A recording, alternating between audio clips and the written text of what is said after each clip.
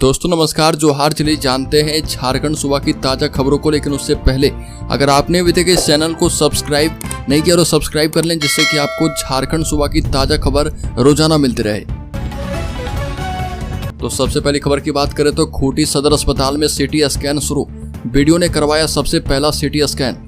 बता दें कि खूंटी में 32 स्लाइस के सिटी स्कैन मशीन से अब मरीजों के शरीर के हर अंग का सिटी स्कैन होना आरंभ हो गया है। Civil surgeon doctor Nageshwar Manjhi एवं वीडियो ज्योति कुमारी ने संयुक्त रूप से फीता काटकर सिटी स्कैन का शुभारंभ किया और पहला स्कैनिंग वीडियो ज्योति कुमारी के ब्रेन का किया गया। पहले दिन कुल 3 लोगों का सिटी स्कैन किया गया, जिसमें 2 ब्रेन के और 1 छाती का। अगली खबर, सुशील श्रीवास्तव गिरोह का कुख्यात शूटर रियाज अंसारी गिरफ्तार। रांची नामकुम थाना की पुलिस ने मौलाना आजाद कॉलोनी के समीप हनुमान मंदिर के पीछे स्थित फ्लैट से सुशील श्रीवास्तव गिरोह के कुख्यात शूटर रियाज अंसारी को अरेस्ट किया है। उसके पास एक देसी पिस्टल और 5 कारतूस बरामद किए गए। रांची में रहकर वह किसी बड़े अपराध की घटना को अंजाम देने की फिराक में था और इसकी जानकारी पुलिस को मिली तो वहां छापेमारी करके उसे गिरफ्तार किया गया है। अगली खबर, पूर्व मंत्री आलमगीर आलम की बेल पर रांची पीएमएलए कोर्ट में विशेष सुनवाई की गई। टेंडर घोटाले से जुड़े मनी लॉन्ड्रिंग के आरोपी पूर्व मंत्री और कांग्रेस विधायक आलमगीर आलम की बेल पर Ranchi PMLA prevention of money laundering act की विशेष कोर्ट ने सुनवाई की है और कोर्ट ईडी का पक्ष अब सुनने वाला है। आलमगीर आलम को ईडी ने लंबी पूछताछ के बाद 15 मई को गिरफ्तार किया था और इसी केस में आलमगीर आलम के ओएसडी रहे संजीव लाल और उसके सहयोगी जहांगीर आलम को भी ईडी गिरफ्तार कर चुकी है। अगली खबर, मुख्यमंत्री हेमंत सोरेन की जमानत याचिका में सुप्रीम कोर्ट में की जाएगी सुनवाई। बता दें कि झारखंड के मुख्यमंत्री हेमंत सोरेन की नियमित जमानत को सुप्रीम कोर्ट में ईडी ने चुनौती दी है और इस चुनौती याचिका पर सुप्रीम कोर्ट 29 जुलाई को सुनवाई करेगा। इस याचिका को जस्टिस BR गवई और जस्टिस KB विश्वनाथन की खंडपीठ में सुनवाई के लिए सूचीबद्ध किया गया। ईडी ने अपनी याचिका में झारखंड हाईकोर्ट के आदेश को चुनौती देते हुए सीएम हेमंत सोरेन की जमानत रद्द किए जाने की मांग की।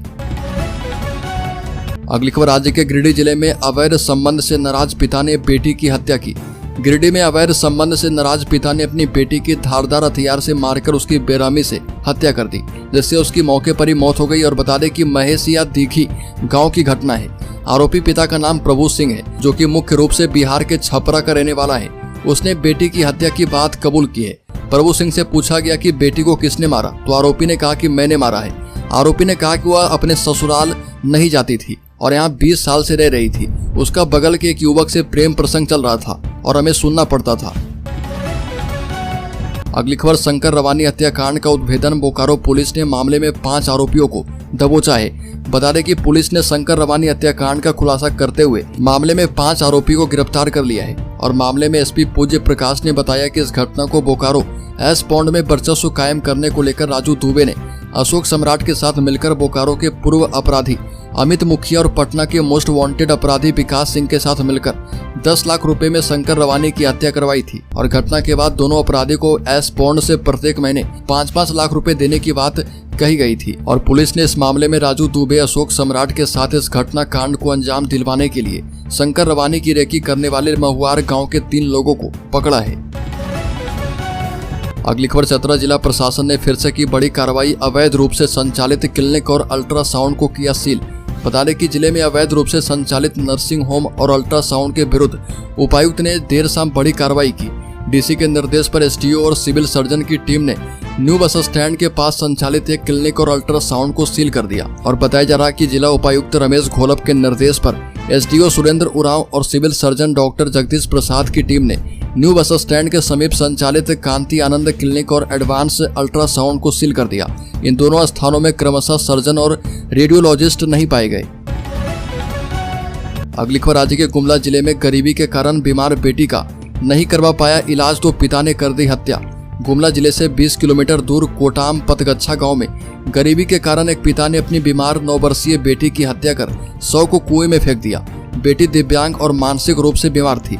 इलाज करवाने के लिए पिता के पास पैसे नहीं थे और पत्नी भी कुछ साल पहले मुंबई भाग गई। ऐसे में पिता को जब कोई दूसरा रास्ता नहीं सूझा तो उसने अपनी बेटी को ही मौत के घाट उतार दिया। उसे अपनी बेटी के साथ अपने एक बेटे की भी जिम्मेदारी उठानी थी, लेकिन उस लाचार पिता की मजबूरी ऐसी थी कि उन्होंने अपनी बेटी को ही मार दिया और पुलिस ने आरोपी पिता सरजू लोहरा को गिरफ्तार किया है। अगली खबर, जेपी पटेल की विधायकी समाप्त करने पर प्रदेश कांग्रेस अध्यक्ष ने जताई आपत्ति। बोले कि स्पीकर ने जल्दबाजी में लिया फैसला।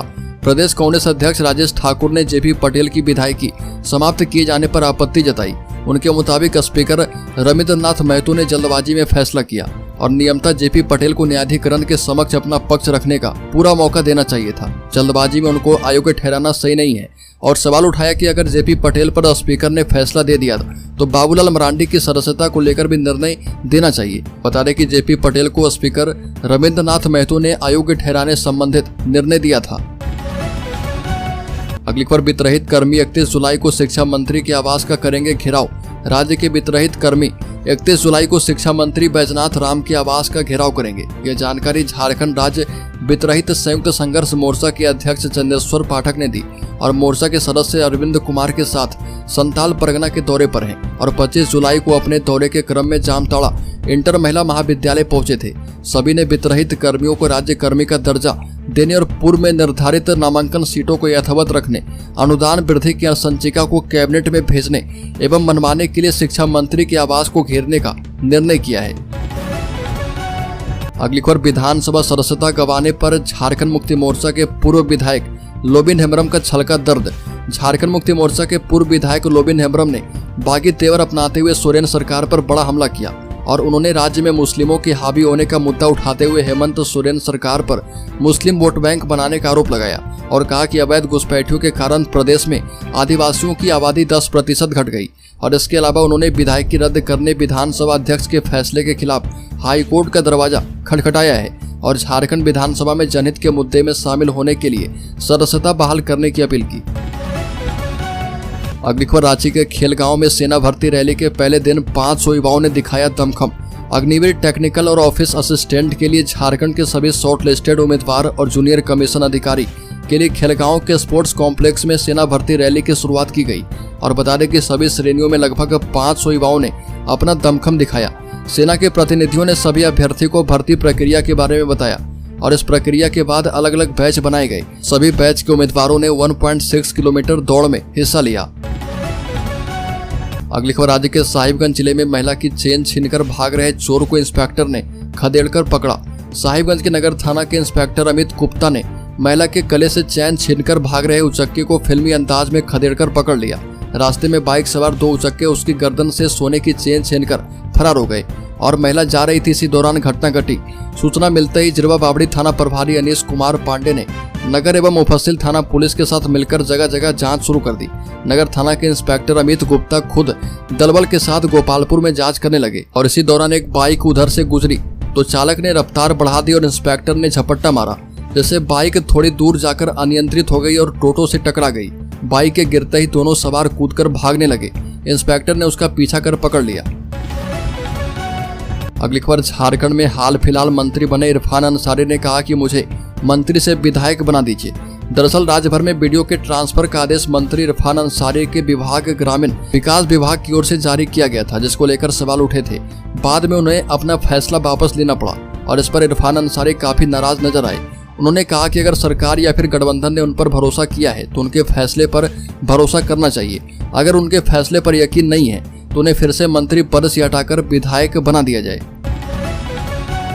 अगली खबर, पाकुड़ के केकेएम कॉलेज के छात्रावास में छात्रों और पुलिसकर्मी के बीच हिंसक झड़प। झारखंड के पाकुड़ जिले के केकेएम कॉलेज के छात्रावास में छात्रों और पुलिसकर्मी के बीच हिंसक झड़प हो गई और इसमें 2 छात्रों को बेहतर इलाज के लिए दुमका रेफर किया गया। अन्य छात्रों का सदर अस्पताल सोना जोड़ी में इलाज चल रहा और पुलिस ने इस मामले में 2 FIR दर्ज की है। छात्रावास के घायल छात्रों ने कहा कि वो लोग छात्रावास में सो रहे थे और इसी दौरान बड़ी संख्या में पुलिस आई और छात्रावास के छात्रों पर लाठी चलाना शुरू कर दिया और इसमें करीब 10 से 12 छात्र घायल हो गए।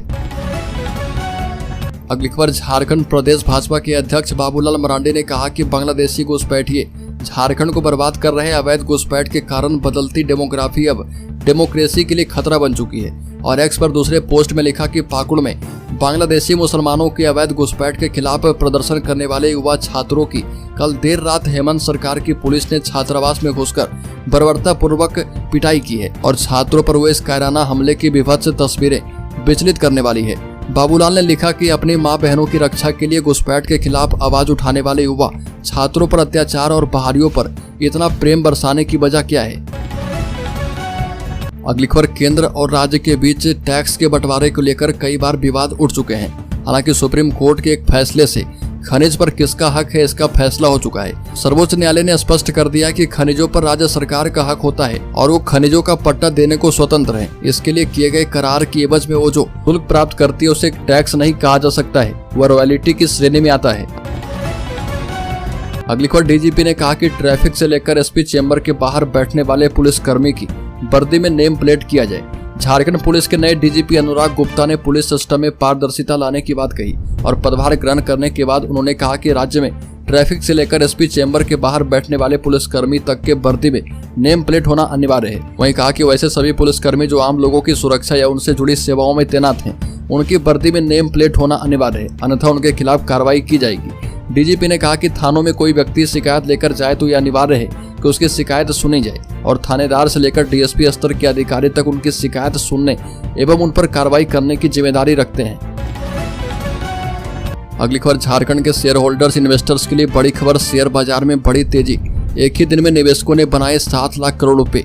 बाजार बंद होते समय सेंसेक्स के 30 शेयरों में से 27 शेयर हरे निशान पर और 3 शेयर लाल निशान पर थे। नेशनल स्टॉक एक्सचेंज का सूचकांक निफ्टी 1.76% या फिर 428 अंक की बढ़त लेकर 24,834 पर बंद हुआ।